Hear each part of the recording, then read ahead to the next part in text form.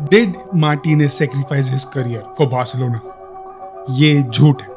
जब बार्सिलोना ने इनियागो मार्टिनेज को साइन किया था तब उसके कॉन्ट्रैक्ट में ना एक क्लॉज था कि अगर उसको सऊदी से कोई ऑफर आता तो he will leave for free without paying anything, without breaking the contract and anything. उसको कोई फी पे नहीं करनी पड़ी, सिर्फ उसका कॉन्ट्रैक्ट टर्मिनेट हो गया ऑन दैट पॉइंट। ये जो हुआ इसके कारण अब इनियागो मार्टिनेज की 14 मिलियन की जो सैलरी थी वो एक सैलरी कैप फ्री हो गई है, जिसके कारण अब बार्सिलोना शेज़नी को रजिस्टर कर सकती है। लेकिन इनियागो मार्टिनेज की ये न्यूज़ सुन के मैं तो बहुत हैरान था, क्योंकि भाई I never expected that guy to leave a club out of nowhere.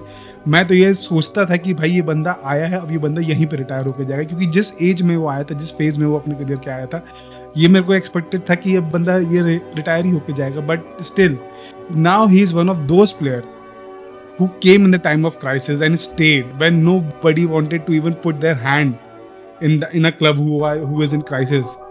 He put his career there.